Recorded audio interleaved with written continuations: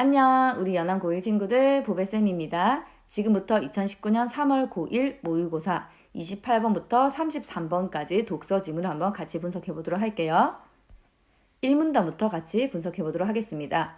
심리학자인 카너먼은 인간은 논리적 사고를 통해 합리적으로 문제를 해결하는 존재가 아니라 직감에 의해 문제를 해결하는 존재이다 라고 얘기를 합니다. 인간이 논리적 사고 과정을 통해 합리적으로 문제를 해결한다 라는 것은 사실 전통 경제학의 견해인데요. 카너먼은 이 전통 경제학의 견해에 반기를 들고, 즉 비판을 하고 인간은 직감에 의해 문제를 해결한다 라는 행동 경제학을 내세웁니다. 이때 행동 경제학은 심리학적 연구 성과를 경제학에 접목시킨 새로운 이론이라고 하네요.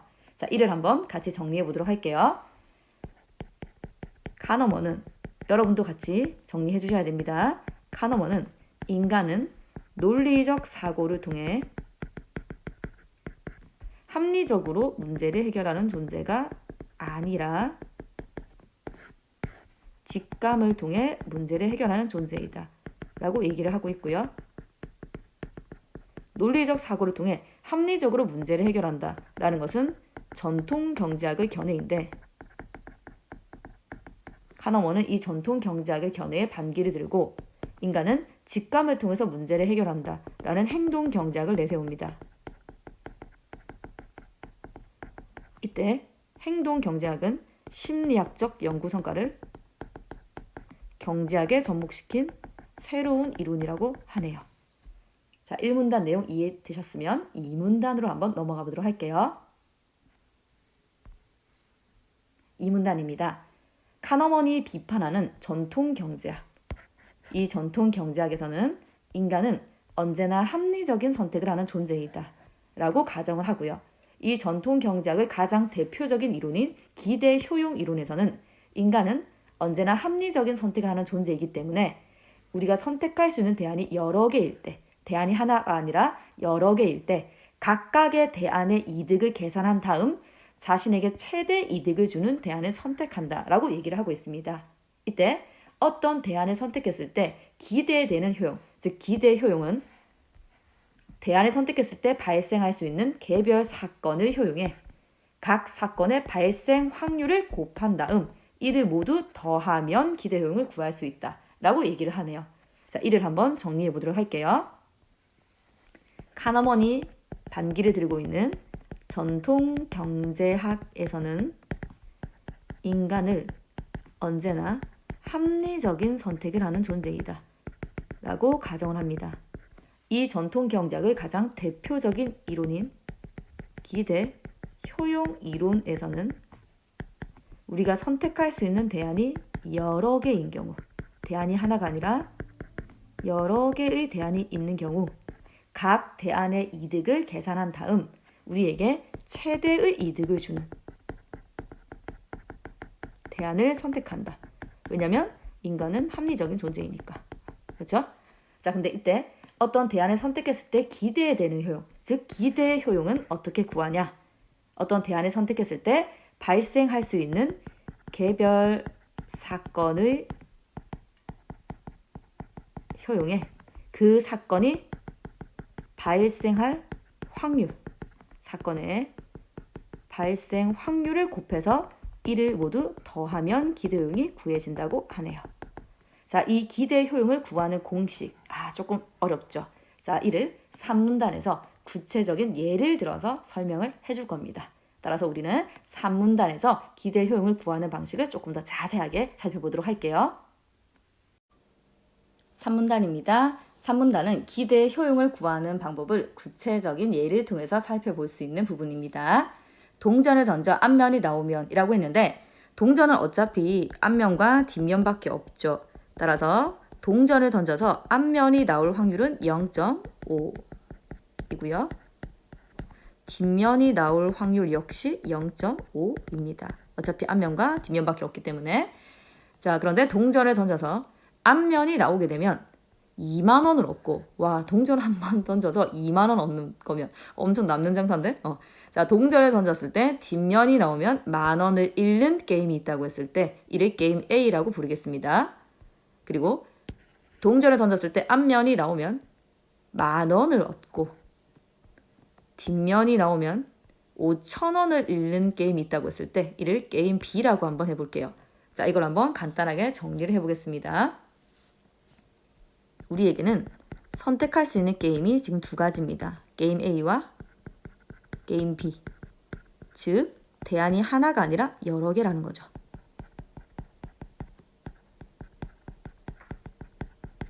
대안이 하나가 아니라 지금 여러 개입니다. 자, 그런데 게임 A를 우리가 대안 1이라고 했을 때, 자, 이 대안을 선택하게 되면 앞면이 나오는 사건이 발생했을 때 우리가 얻을 수 있는 효용이 플러스 2만 원입니다. 즉, 대안 1을 선택했을 때 앞면이 나오는 개별 사건이 발생하면 우리는 2만 원이라고 하는 효용을 얻을 수 있는 거죠. 그래서 이 2만 원은 대안 1을 선택했을 때 앞면이 나오는 개별 사건이 발생하면 우리가 얻을 수 있는 효용입니다. 자, 그리고 대안 1, 즉 게임 A를 선택했을 때 뒷면이 나오는 사건이 발생하게 되면 우리는 마이너스 만 원의 효용을 얻게 됩니다. 따라서 이 마이너스 만 원은 대안 1을 선택했을 때 뒷면이 나오는 개별 사건이 발생했을 때 우리가 얻을 수 있는 효용입니다. 자, 그리고 우리가 두 번째 대안, 즉 게임 B를 선택하게 되면 앞면이 나오는 개별 사건이 발생하면 우리는 플러스 만 원의 효용을 얻을 수가 있는 거죠. 따라서 이 플러스 만 원은 두 번째 대안을 선택했을 때 앞면이 나오는 개별 사건이 발생하면 우리가 얻을 수 있는 효용입니다. 자, 그리고 게임 B를 선택했을 때 뒷면이 나오는 개별 사건이 발생하게 되면 우리는 마이너스 5,000원의 효용을 얻을 수 있는 거죠. 따라서 이 마이너스 5,000원은 게임 B를 선택했을 때 뒷면이 나오는 개별 사건이 발생하게 되면 우리가 얻을 수 있는 효용입니다. 근데 만약에 기대 효용 이론의 주장처럼 인간이 언제나 합리적인 선택을 하는 존재라면 게임 A와 게임 B의 효용을 계산한 다음 효용이 더 큰 쪽을 선택하게 되겠죠. 따라서 우리가 게임 A와 게임 B의, 즉 대안 1과 대안 2의 각각의 효용을 일단 한번 계산을 해볼게요. 어느 쪽이 효용이 더 큰지. 근데 기대 효용을 구하는 공식이 앞에 나와 있었습니다. 기억나시나요? 각각의 개별 사건의 효용, 개별 사건의 효용에 그 사건이 발생할 확률을 곱한 다음 1을 모두 더한 값이 바로 기대 효용입니다. 이거 기억나시나요? 자, 이걸 우리가 활용을 해서 먼저 게임 A의 기대 효용을 계산해 보도록 하죠. 자, 우리가 게임 A를 선택했을 때 앞면이 나오는 사건이 발생하면 얻을 수 있는 효용이 플러스 2만 원입니다. 그리고 앞면이 나올 확률은 0.5고요. 자, 게임 A를 선택했을 때 뒷면이 나오는 개별 사건이 발생하면 우리가 얻을 수 있는 효용은 마이너스 만 원입니다. 뒷면이 나올 확률은 0.5고요. 자, 이 둘을 서로 더하면 게임 A의 기대 효용입니다. 자, 얼마죠? 그렇죠. 5,000원입니다. 그리고 게임 B의 기대 효용을 한번 계산해 보도록 할게요. 우리가 게임 B를 선택했을 때 앞면이 나오는 개별 사건이 발생하게 되면 플러스 만 원의 효용을 얻을 수 있고요. 앞면이 나올 확률은 0.5입니다. 우리가 게임 B를 선택했을 때 뒷면이 나오는 개별 사건이 발생하게 되면 얻을 수 있는 효용은 마이너스 5,000원이고요. 동전을 던졌을 때 뒷면이 나올 확률은 0.5죠. 자, 이를 모두 더하게 되면 게임 B의 기대 효용이 되겠습니다. 얼마죠? 2,500원입니다. 자, 둘 중에 어느 쪽이 기대 효용이 더 큰가요? 그렇죠. 게임 A가 기대 효용이 더 크죠. 게임 A의 기대 효용은 5,000원이고 게임 B의 기대 효용은 2,500원이니까요. 자, 우리가 앞에 배웠던 전통 경제학의 가장 대표적인 이론인 기대 효용 이론에 따르자면 인간은 언제나 합리적인 선택을 하는 존재이기 때문에 게임 A와 게임 B의 기대 효용을 비교한 다음 이쪽은 5,000원, 이쪽은 2,500원이죠. 더 큰 쪽을 선택하는 것이 맞는 거죠. 따라서 대부분의 사람들은 게임 B가 아닌 게임 A를 선택한다라는 결론이 나옵니다. 자, 전통 경제학의 가장 대표적인 이론인 기대 효용 이론에 따르자면 인간은 언제나 합리적인 선택을 하는 존재이기 때문에 기대 효용이 더 큰 A를 선택하는 것이 맞습니다. 하지만 실제 선택 상황에서는 대다수의 사람이 게임 B를 선택하는 이변이 발생하게 됩니다. 왜 이런 일이 일어나는지 4문단에서 구체적으로 한번 그 이유를 알아보도록 하겠습니다. 3문단입니다.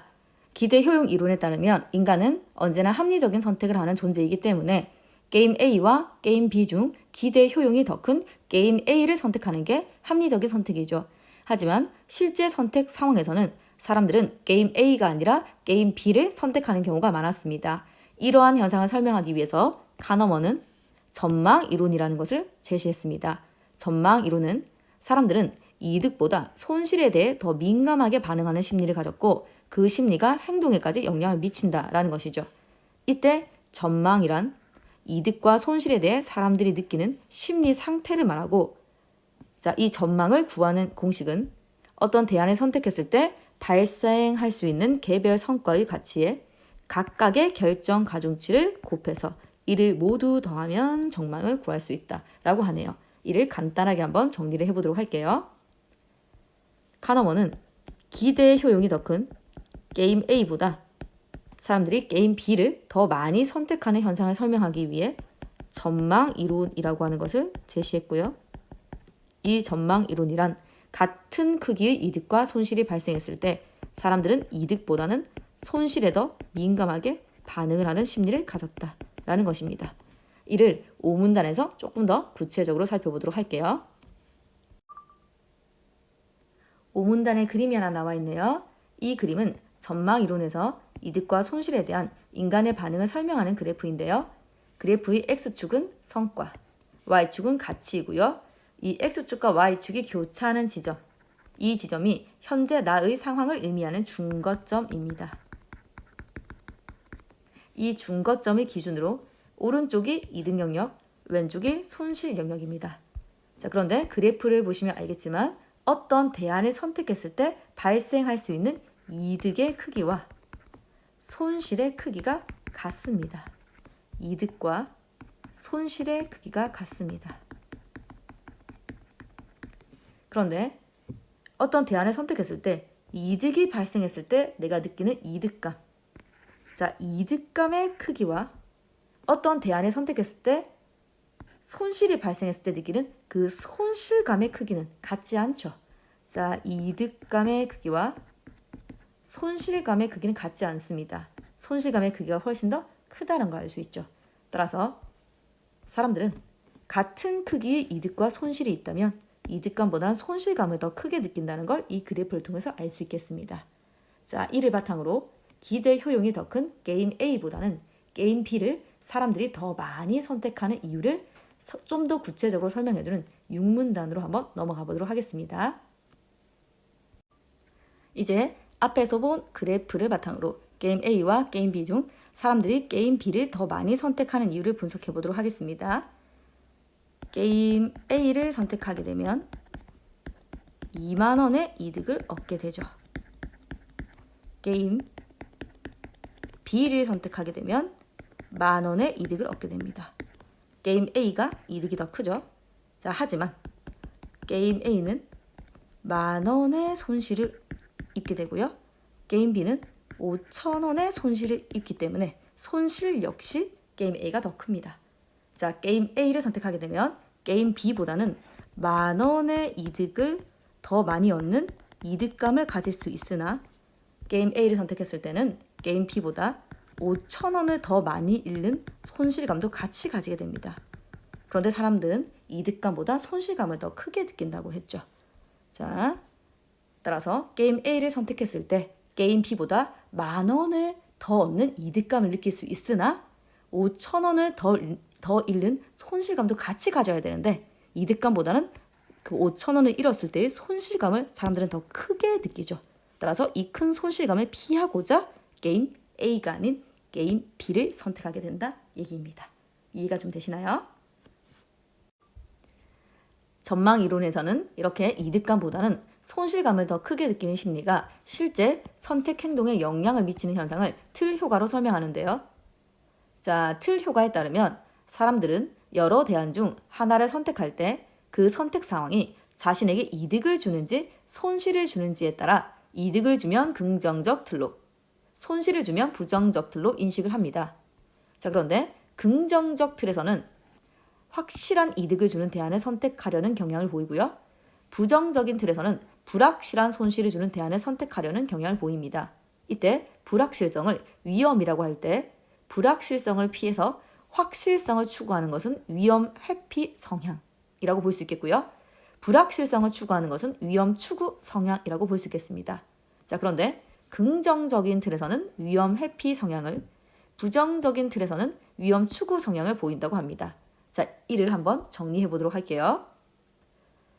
자, 이득감보다는 손실감을 더 크게 느끼는 심리가 실제 선택 행동에 영향을 미치는 현상은 틀 효과로 설명할 수 있는데, 틀 효과에서는 자신에게 손실을 줄 수 있는 상황을 부정적인 틀로 인식을 하고요. 자신에게 이득을 줄 수 있는 상황은 긍정적인 틀로 인식을 하게 됩니다. 그런데 부정적인 틀에서는 불확실한 손실을 선택하고요. 즉, 손실이 일어날 수도 있고 안 일어날 수도 있는 것. 자, 그쪽을 선택하게 된다는 거죠. 이는 위험 추구 성향입니다. 자, 긍정적인 틀에서는요, 사람들은 확실한 이득을 선택하게 됩니다. 이득이 될 수도 있고 안 될 수도 있고가 아니라 이득이 좀 적더라도 확실하게 이득을 얻을 수 있는 선택을 한다는 얘기죠. 이는 위험 회피 성향이라고 볼 수 있겠습니다. 자, 이거 좀 정리를 하시고요.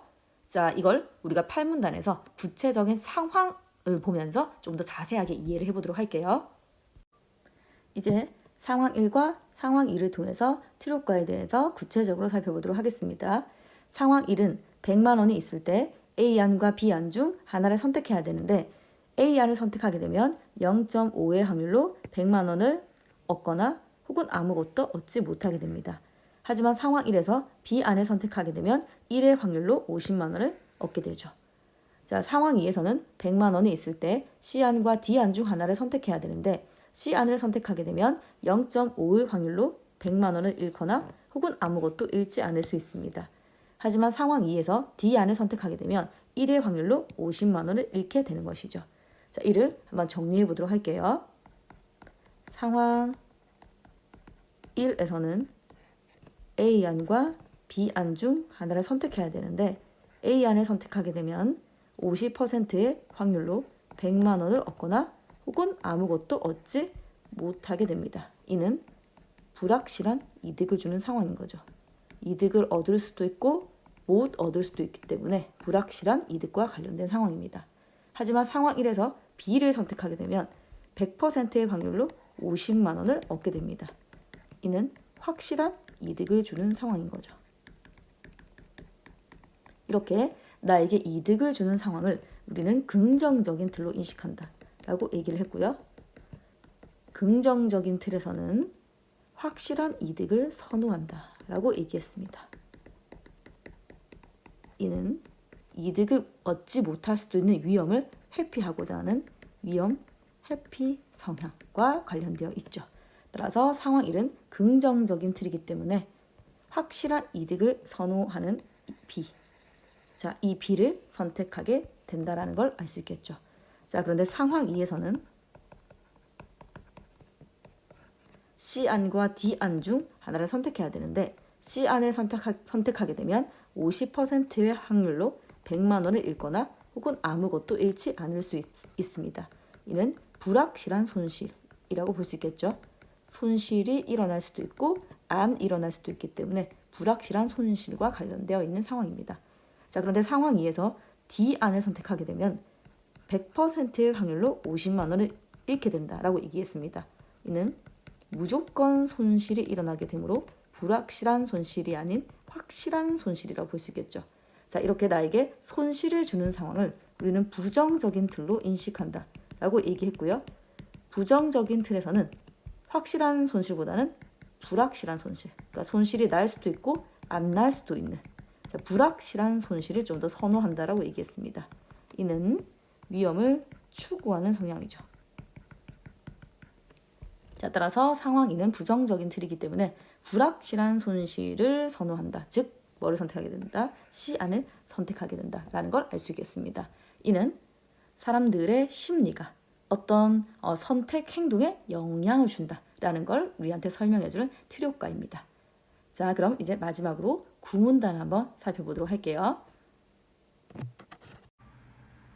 마지막 문단입니다. 전통 경제학은 인간은 언제나 합리적인 선택을 한다라는 전제로 이상적인 경제 상황을 설명했다면, 카노먼은 이러한 전통 경제학의 전제를 비판하고, 즉 반기를 들고 인간의 삶에서 나타나는 선택 행동의 특성을 심리학의 근거로 들어 설명했죠. 그 결과 행동 경제학이라는 새로운 분야를 개척할 수 있었다고 합니다.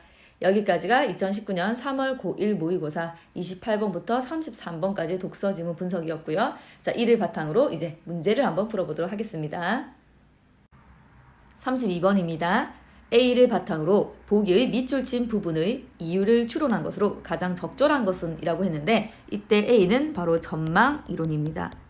전망 이론은 같은 크기의 이득과 손실이 발생했을 때 이득감보다는 손실감을 더 크게 느낀다라는 이론이었습니다. 이를 바탕으로 보기의 밑줄 친 부분의 이유를 한번 같이 추론해 보도록 할게요. 보기를 같이 보시겠습니다. 먼저 써보시고 한 달 후에 제품이 마음에 들지 않으면 반품하세요. 금액은 전액 환불해 드릴게요. 라는 광고 문구에 많은 소비자들이 기가 솔깃해져서 쉽게 제품을 구매하죠.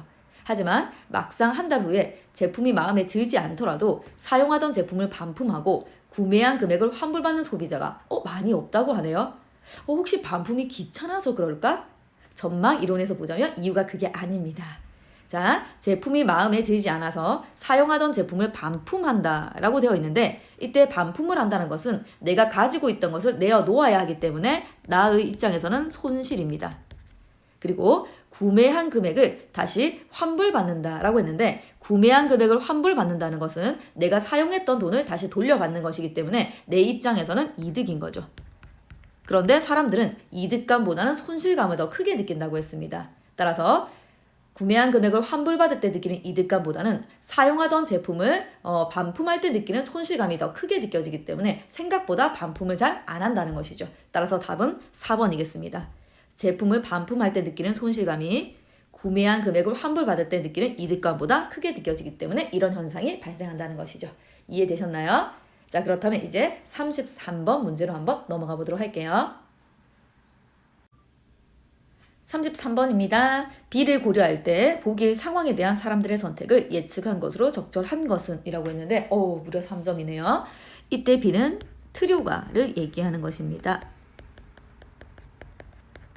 자, 틀효과란 자신에게 이득을 주는 상황은 긍정적인 틀로 인식을 하고,